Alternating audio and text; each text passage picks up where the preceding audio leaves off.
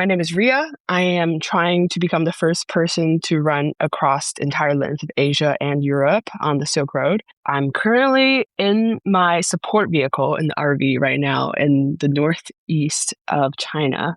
And I'm about 750 kilometers into this 20,000 kilometer journey so far, about 17 days in right now. So I'm calling in from the road.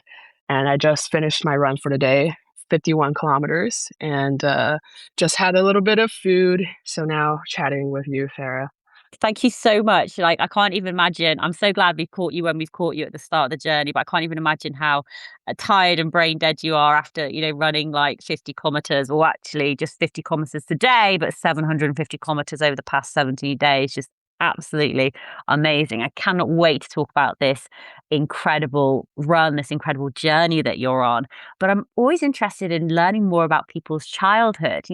Where did you grow up? Were you sporty? Did you come from an outdoorsy family? What were your early years like? So I grew up in China, so I'm Chinese. I grew up as a child figure skater, which is something that not a lot of people know about me. So from the age of 3 to about 13, I was training for figure skating and trying to make it to the Olympics. And so that was pretty much my childhood, kind of juggling both school and the figure skating career at the same time.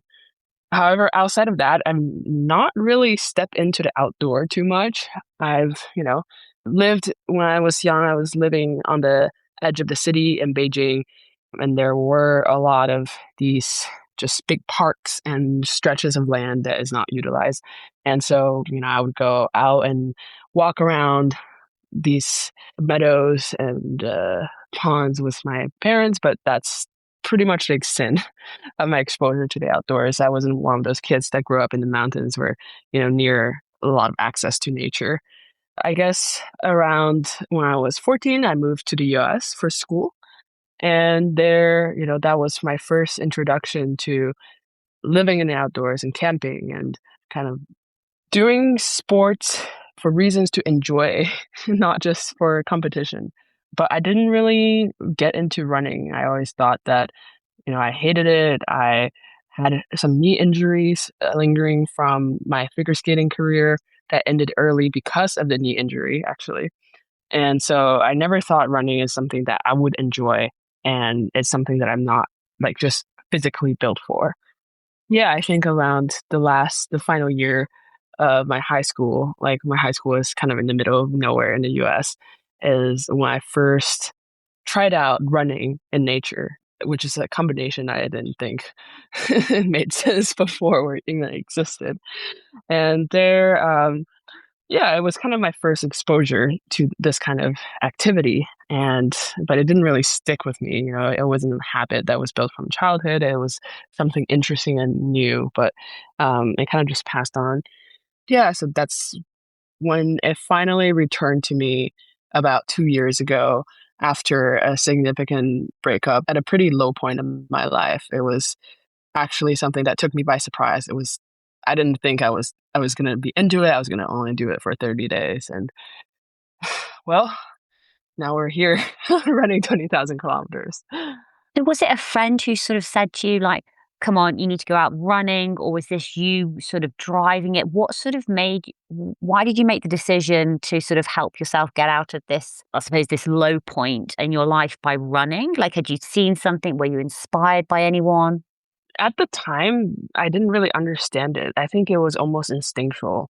I was at the point in my life where I was really struggling with a resurfacing mental health issue. So I was diagnosed with depression in college. I thought I was kind of over it by the time it was like 3 years after college. But I was really hitting this point where nothing made sense. I was going through that quarter life crisis, or you can call it, with my career, with my relationship, with where I am in life. And there was this moment where I was just like, I don't think I want to die like this, but somehow I don't know any way out of this situation right now.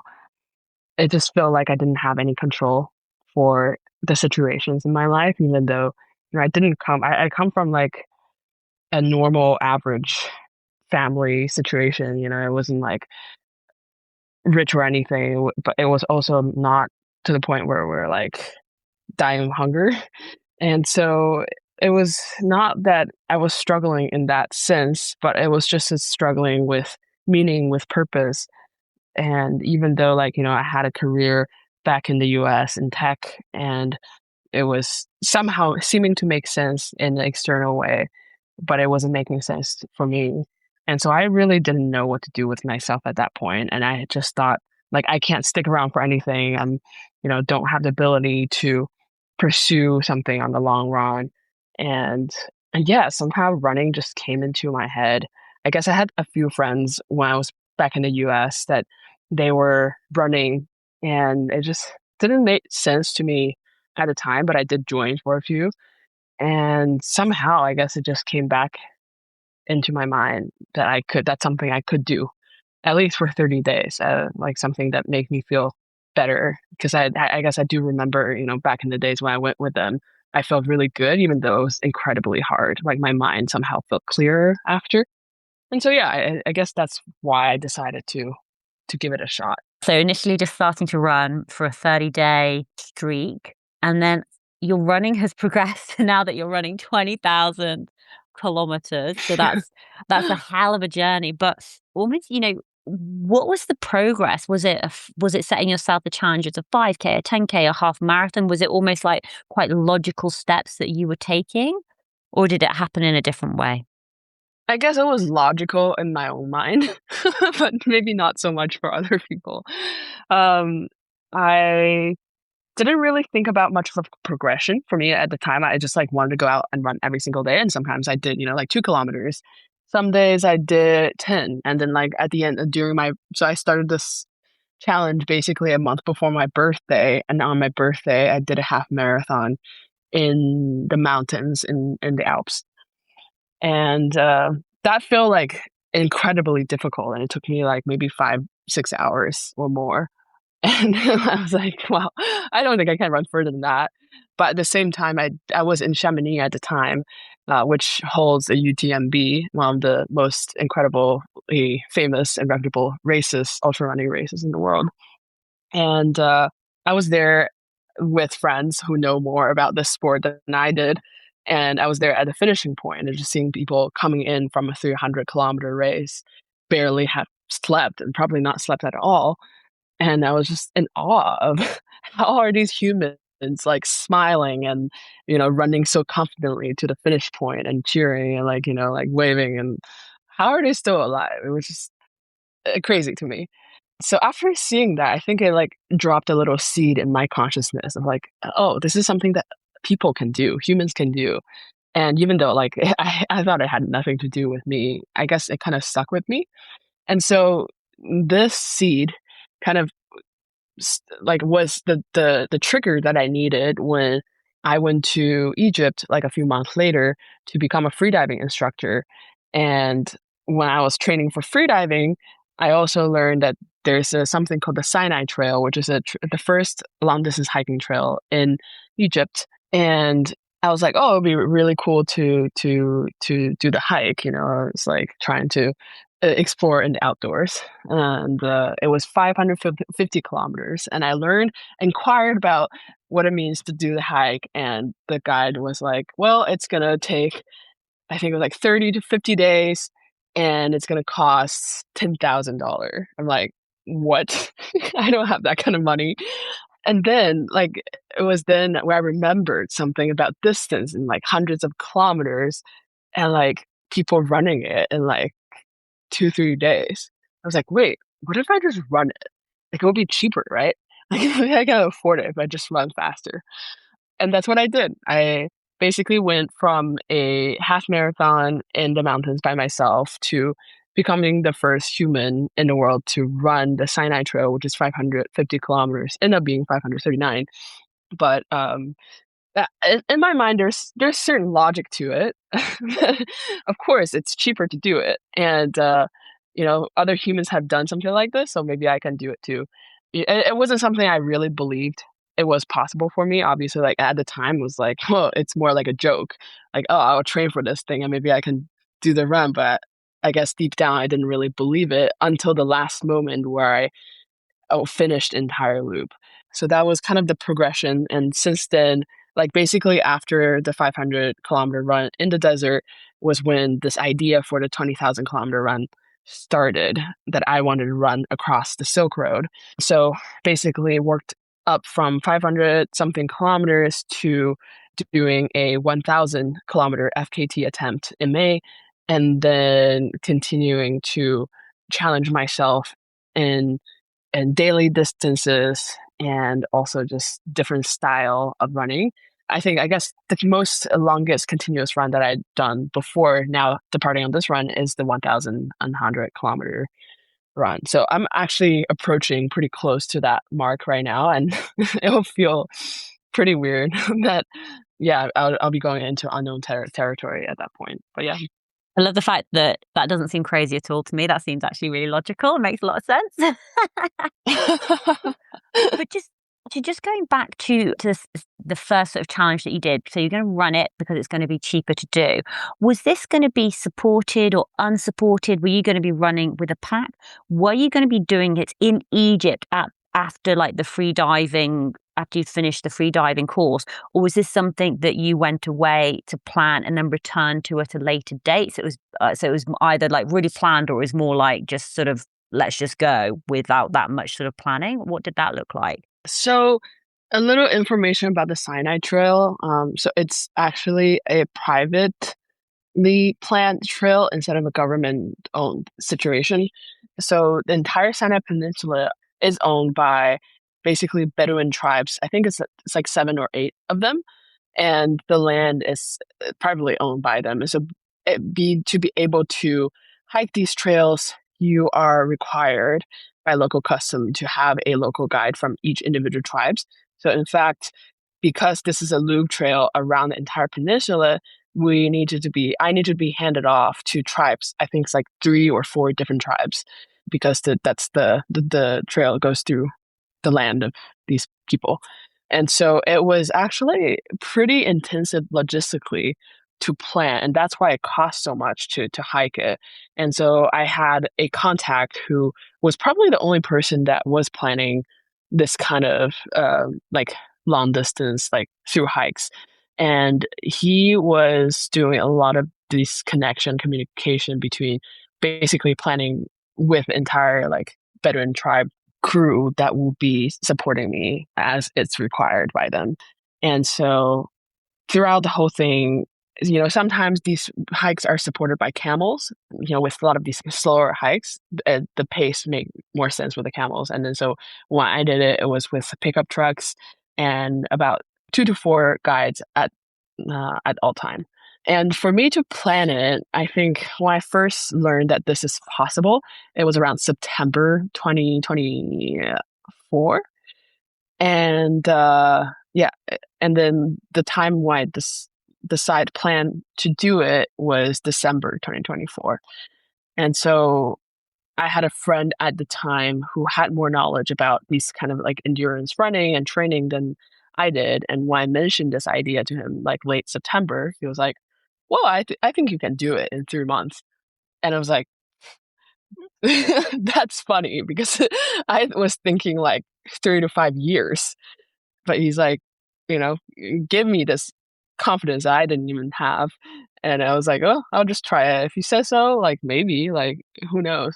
And then that's when I coordinate with a guy to like set everything up. And by December, honestly, I went into it not expecting anyone to show up, because the local guide is like, the communication is kind of sparse. It's not like super consistent. Like sometimes like they respond a lot, sometimes not so much. So I was like, I don't know. Like I just brought this huge wad of cash because Egyptian pounds aren't really strong, and so to pay for it, I had to like take out a whole lot of cash from the ATM, and it just showed up with like a bunch of cash in my pocket and my bags. And I was like, okay, I guess we're going to run 500 and something kilometers, and they did show up, and yeah, that's kind of like what the planning looked like. Egypt has had maybe sort of a bit of a bad reputation, maybe for tourism in the past couple of years. What was it like when were you over there? Like, Was your experience okay? I guess there's different reputations for different areas, especially for, I guess, the mainland Egypt, which is Cairo, Luxor, like these, like when you think about ancient Egyptian tourism, like that's where you're going. So I was in Dahab, which is in the Sinai Peninsula, and it's like this little weird little edge of Africa. Where is it? Africa or Asia, actually? I think it's part of Asia, actually. It's tucked away between like the African continent and the Asian continent, and it's kind of its own thing because it's land of the Bedouins, and it's kind of a different culture than the mainland Egypt, which I guess is a lot of most of the bad reputation comes from. But I had a great time in Egypt, and yeah, highly recommend. I think like quite a few people are discovering it as a spot for running and like other kinds of tourism other than just diving. And yeah, just like they also it was really cool to be in the desert with them. Like they know it so well. They don't need any kind of map and they don't need any kind of satellite, tracker or anything. And then right next to this, there's a cave for sleeping. And it was really cool to like live their lifestyle for a little bit. And one of the nights we camped over in this cave in the middle of the desert, like in the middle of nowhere, where you don't see any roads, where you don't see any village or civilization. And it's like just thinking they've been sleeping, like their ancestors have been sleeping in these caves for like probably the past at least 2,000 years is incredible. It's like I'm sleeping in the place that like Bedouin travelers have been camping in for like such a long time. And yeah, it was just a really cool experience. One of the things that you talked about was, the logistics of planning that run and that adventure. And then I'm just really interested in the logistics for the 20,000 kilometer Silk Road journey because it's just obviously it's just so far. There's so many different countries, there's so many variables. How did you pull this all together? Oh man, that's the hard part. The running is easy. Honestly, like for the past year and a half, I've been planning this thing. It felt more like I am learning to do the job of like five different people with the content creation that I'm doing. That's how probably most people have found out about this project.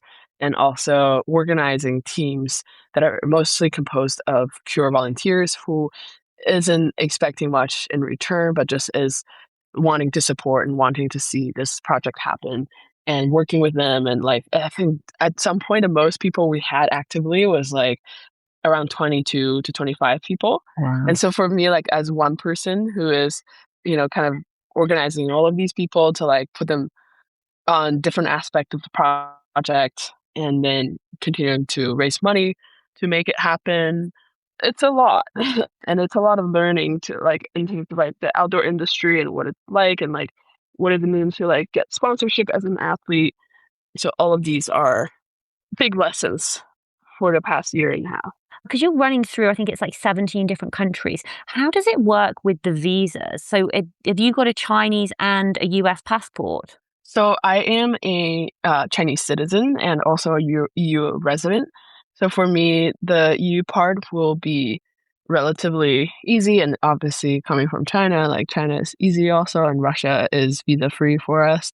And then for actually, I have a really helpful logistics person who's been helping me out throughout this whole thing. She's one of the first people that joined on this project. Her name is Petra, and she's just been doing amazing work collecting all the information about every single border crossing and for collecting information about the visa situation for both myself as a Chinese passport holder and my crew with different types of passport.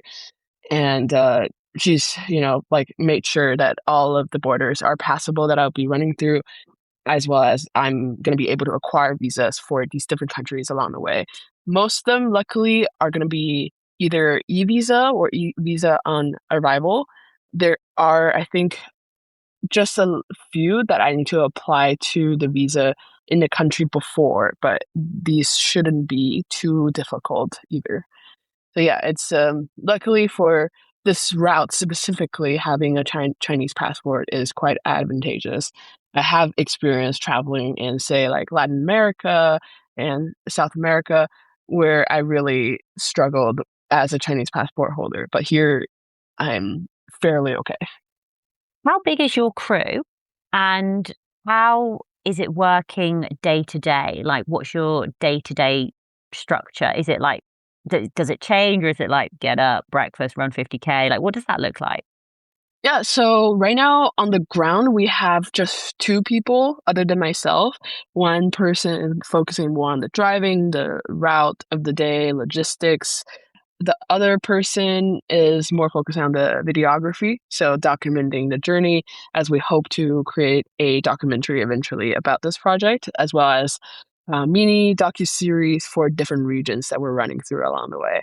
That's kind of the people with me on the day-to-day. And also we have remote crew at the moment. So we have Petra as I already mentioned, who's helping me with logistics among many other things. She's basically like my second brain. She's handling a lot of the other communication issues and things like that are coming up. And then we also have a route planning crew. I think it's about 4 people right now. They're doing the research on how to route me through streets that are runnable and also through places that are actually really interesting to run through and document and visit along the way. And then we also have quite a few people that are like helping on a more looser and like laid back way, I guess. And they're all part of the this group chat that we have on WhatsApp. How are you fund? Are you self-funding this or have you got sponsorship to pay for it? Because I can just see costs adding up and adding up and adding up and adding up and just be like, oh my God, this is not a cheap expedition. Totally. I mean, especially considering this is a journey across 17 different countries over 14 months. And even just like for living, if like you having, myself and two other people living for 14 months, that's already a decent chunk. And not including all the traveling and the contingency funds that we need. So before I departed, we've calculated the bare minimum budget to be around 100,000. Wait, am I saying this correct? I think it's 100,000 euros. That's like how much it cost for 3 people through around 14, 15 months.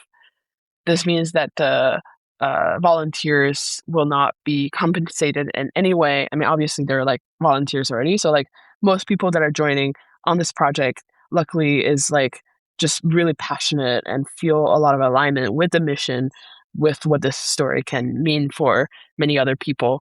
And so, a lot of people aren't joining this for money and expecting too much. But for me, I think it's still fair that if I can do anything to show my gratitude and like to like help them out also and like with their time and energy, that would be ideal. So that would be on top of this 100,000 euro budget.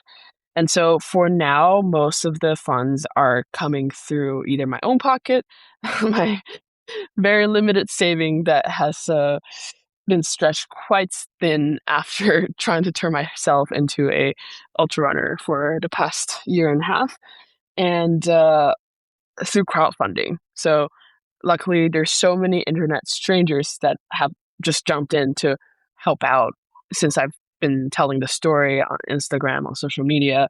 And so I made a GoFundMe, and a lot of people that I don't even know just contributed, and also friends and family as well. And so I think right now we have a little over $10,000 raised, which is, obviously doesn't cover it for the whole run. But I think before I did a calculation, if I'm only, using my own saving, I can like maybe run for like 2 months or so when the project itself is like 14 months. And then that also means like after the run, I'm basically screwed. Like I have to figure out how to live. But yeah, with the crowdfunding, that has been incredibly helpful. And also with some of the bigger item purchase, I had to, like lend from family for some of these like startup costs, let's say. And then we're also trying to find sponsors. So that's like the avenue that we're exploring now and starting to see some traction, especially after the run has started. And the sponsor being Monte Coast. They are a shoe company and they've jumped in pretty early on and just believed in the mission, believed in the story, and then so they're supporting with both shoes and some cash. And so we're still looking for, more funds to really take this to the finish line. So it's like kind of building the plane as it flies. But I do believe, like my motto for the project is it's only delusional until it's not. So I really do believe that when you really believe in something, when you really like full-heartedly giving your full conviction into it, that will infect other people, that will show other people, and they will want to jump in to help out. And that has happened in many ways on this project, and I believe that that's how we'll get there to the end. Sometimes people just need to hear about it just to get that little spark. And I think one of the things that you mentioned at the start, one of the things I think is really cool is people can join you sort of both virtually and in person. And you started something called the Planetary Run Club. And I'd love just for you to share more about that, how it works, just so that people can get involved. Yeah, absolutely. So that's a part of this project that I'm really excited about because for me, like, I don't want this project just to be about me or like this one person that is, like doing this thing to like set a world record. For me, it's about using it as an opportunity to show that we can rewrite stories, and that's personal stories, but also like this collective stories that we're living through in this day and age in 2026, where we're seeing like increasing conflicts around the world. And I think that we can create a story together that shows that we can all come together for a common purpose across culture and all for this goal of like sharing unity and empathy and understanding and connection through movement, and especially on the Silk Road, which is, I think, really symbolic for cultural connection over the past hundreds of years. And so the way that I'm thinking it will work is I'll be running through multiple cities on along this route. Obviously, we won't be able to like predict perfectly when we'll be hitting these cities, but the first way that people can join is that we'll try to contact local run clubs in these cities along the way, and we'll also try to post these before on social media so people can see when we'll be running through these cities. And then hopefully we can like organize some kind of events for people, local people to join. So we did that actually at the start in Vladivostok. We were able to reach this local run club called Run Like a Girl, and they're incredible. And they showed up and they were all like glammed out in their pink outfits. It was really cool. And so yeah, they were part of the first segment of the relay. I do hope that more people will join as the run continues. And we actually already have a sign up form where in my Instagram bio, I think it's linked there, and I can also share that link. I think I might have shared it with you already. And people can sign up also as individuals to join, but also as run clubs. And they can join anywhere along the route, if especially if they live close by, as we won't be able to provide too much of a logistics support for other runners, as the crew is already stretched quite thin. But if people are either able to self-support for a day or live locally nearby the route, they're more than welcome to come join for a segment of the run and become part of this planetary relay. And yeah, I guess like to explain a little, like the Planetary Run Club, like the whole concept is around that. I do believe like whenever you go out on a run, the people that you see along this run, you somehow feel like they can be your neighbor. Like that's kind of a gauge of like closeness and distance. So I want to show that by going on the run, like anywhere that we can run to is not too far and too foreign, and the people that you meet along the way are not too foreign either. So yeah, that's the concept, and people can sign up through the form. And also, yeah, if anybody knows any run clubs along the way, that would be really cool to connect as well.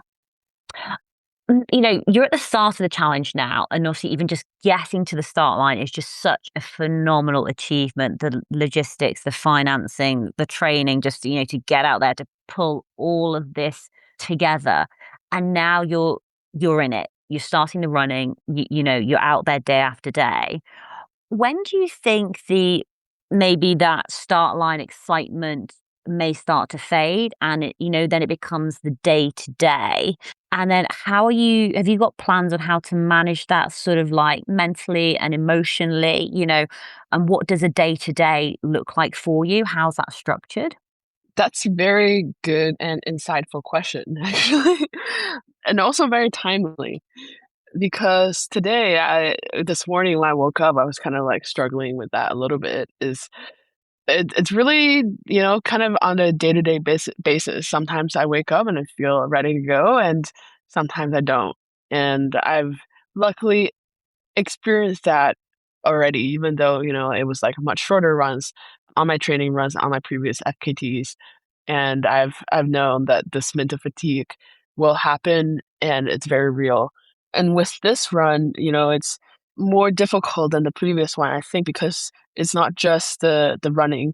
I'm doing running, and also right after the run, I'm basically just going into full content social media mode and trying to put out the stories out on the internet, and also correspond with people that are reaching out, like yourself, or like other journalists and other, even just friends and family, to keep connected with them. And because I also don't want to, when I'm doing this run, like be completely cut off from the people that I care about and I love. And I think it's actually really important as a support for me, but also like, making sure that they're they're not incredibly worried about me as well. So yeah, there's like a lot of things that I'm juggling on top of the running, and it can be mentally exhausting. However, I would say that sleep helps tremendously. Like whenever I have like a 9 hour sleep, which is basically never, I think I only had like 1 or 2 days like that since the run started, I feel a lot more refreshed mentally. And also, I think a few days ago we had a bit more difficult day on the ground with the crew, and it was a struggle because then I realized that like I don't feel fully like nobody fully really understand what I'm doing, and it's kind of an isolated feeling even when I'm surrounded by my crew at all time, and that was strange, and it was hard to like express and make other people understand. But it really helps to have remote crew as well, and people who are there for me, who can hear me out, and that definitely helps a lot. But in the end of the day, there's like many different ways to for me to find motivation, and that's basically like the most important thing that will keep me going. It's not like, the body not breaking down is one thing, but for myself to be able to continue to like find delight and enjoyment in everything, even when things hurt like hell, and like even when I don't feel like continuing to go, like finding these little delights in everything in life and in the people around is the most important skill. I remember I did a race called Marathon des Sables across the Sahara Desert, and one of the things that I found really useful and really powerful was like gratitude, and it was also so I'd be running across saying, "Oh my God, this is like I've paid to be here. Yeah. Like this is a choice I've made. This is a privilege to be out here doing that." And it's like, you know, look, God, the sun is shining. Yes, it's hot. Maybe it's shining too much, but this is glorious, and it's just. And I think there is something about like gratitude, and I did another thing on the Appalachian Trail, which was sometimes if I was having a low day on the Appalachian Trail, they'd have like these blazes on the trees, like these white marks every 20 meters, you know, laying the way of the trail. And every time I saw a blaze, I'd have to think of something that I was grateful for. And some days it was just like I've got a Snickers in my pocket. You know, like you're really scraping the barrel, especially, you know, when it's rainy and it's miserable. And then so it's like, well, at least it's not snowing. At least I've got trainers on. At least I've got a dry sleeping bag. And then it's amazing that that power of gratitude and being able to reframe situations can just help mentally. Are you going to be taking rest days, or are you just planning to run every day? I'm not really planning any kind of structured rest day at the moment because I've noticed that situations would just come up and demand either less mileage or like a rest day. Like for example, we had a day where I had food poisoning and I couldn't run for the first half of the day. And I only start feel a little better to walk like by 2 p.m. or 3 p.m. And so, I ran for 30 kilometer on that day, and that distance need to be made up on other days. And also, we had some issues with already had our first car accident, and so we would need repair for on the vehicle. Luckily, it can still drive, but we do need to get the repair done soon. And so we probably have to take either like a shorter day or a rest day. So we'll see what happens. And so like, yeah, I kind of just like saving, like doing 50 kilometers as much as I can. And then when like we literally cannot move forward, then, I'll use that opportunity to rest a little bit. So it's like structured, but also flexible as well. And I love the fact that you've already had like car issues, food poisoning. You're ticking them off the list, like the different challenges. Um, but you're doing an amazing job of sharing on social media, which is epic. And how can people connect with you? How can they follow along with the journey? Where are you most active? I'm trying to do daily updates on social media on Instagram. It's not currently happening, but I'm slowly kind of getting a grasp of how to do it more efficiently. So I will be most active on Instagram mostly. My handle is where is Ria X, and Ria is spelled like air but backward. And also, I'm planning on putting out some Substack. So, like, I've been journaling every day, and I'm hoping to share them, more regularly going forward in a long form writing format. And so that can be found, I think, on my website at 20,000kilometer.com. I'm also planning on starting a Patreon. So this way that I can share, like, I feel kind of constrained by time on Instagram or social media to share like on a day-to-day basis. So I'm considering doing that moving forward. So, at least I can keep like a closer community like updated on the regular basis. So that's kind of the most places I'm active on at the moment. I'm also starting a YouTube channel.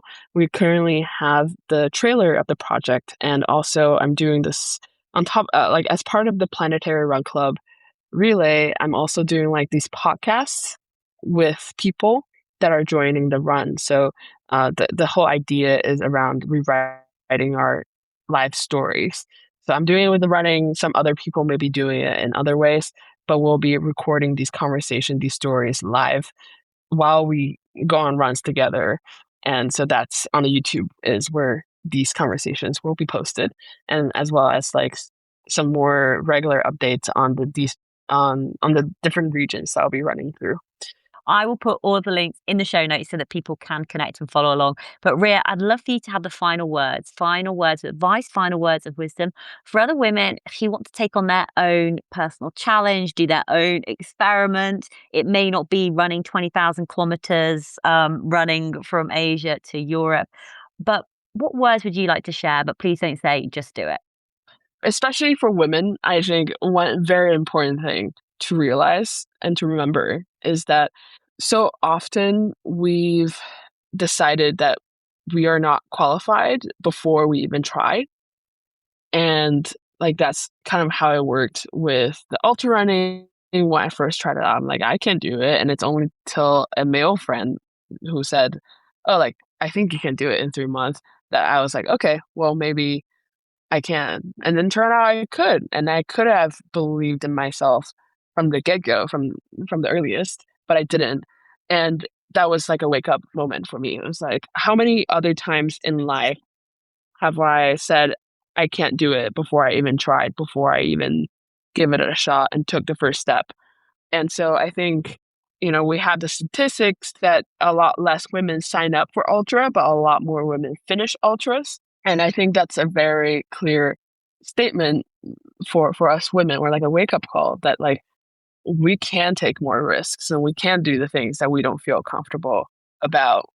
And the belief in self will come as you take those steps, but you'll never really feel ready until you start. And so just start anyways. Ria, thank you so much for starting. Thank you so much for taking on this challenge, this experiment, this 20,000 kilometer experiment. It's going to be such an incredible journey to watch unfold, and just best of luck. Keep running, keep going after that goal, keep inspiring people around the world. Best of luck. Can't wait to follow along. Awesome. Well, thanks for having me, Sarah. It's really fun to talk about this stuff.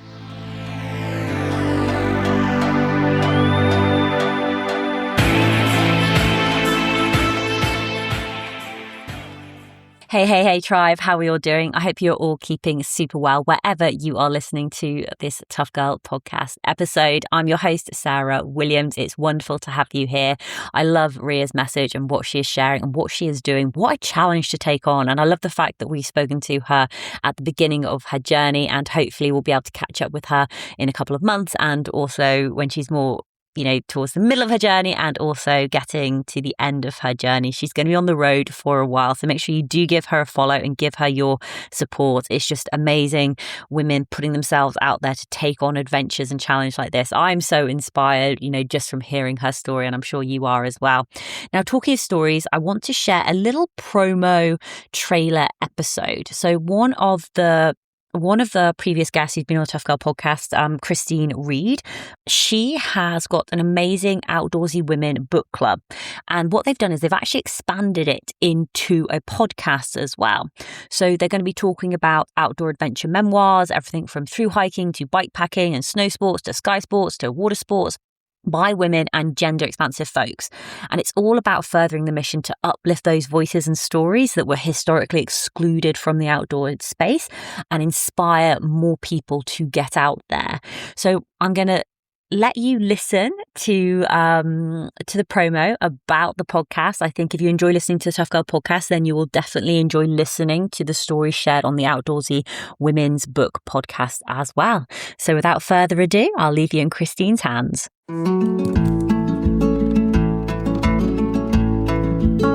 I started the Outdoorsy Women Plus book club because these are the stories I love to read. I'm your host, Christine Reed, author of the thru-hiking memoir Alone in Wonderland and editor of the Banff Mountain Book Award-winning collection Blood, Sweat, Tears. On the Outdoorsy Women Plus book pod, we speak to the authors of inspiring adventure stories by and about women and gender-expansive folks in the outdoors. In times like these, our connection to nature is more important than ever, and uplifting the voices of women in the outdoors can help us see what is possible and remember what is human. We are at the intersection of your thirst for adventure and your desire to cozy up with a cup of tea and a good story. In each episode, we'll get the inside scoop on hiking, biking, mountaineering, trail running, or rock climbing, and the behind the scenes of how these stories get told. We're going to dive deep, get gritty, and read ravenously. Just a little glimpse of who is it that's telling the story, and what is the process of getting closer to those truths. But there was always something about the outdoors that really just felt like a place where it kind of didn't matter how good I was at everything. At the same time, I think I still carried some baggage and had to prove myself, as I think a lot of us do, particularly women in outdoor sports. And it is so beautiful and just makes you want to go out and connect to the land and eat from the land. It's just a book that my friends and I return to often, so I can't recommend it highly enough. What is the story you want to write today, or what is the story you want to tell today? You always write the book that you want to read. The biggest thing that people could do to support stories is to buy books that are women's stories. Read along and join the discussion with the Outdoorsy Women Plus book club on Allstora, or just listen for all the juicy deets from our adventurous authors. Follow or subscribe now so you don't miss an episode.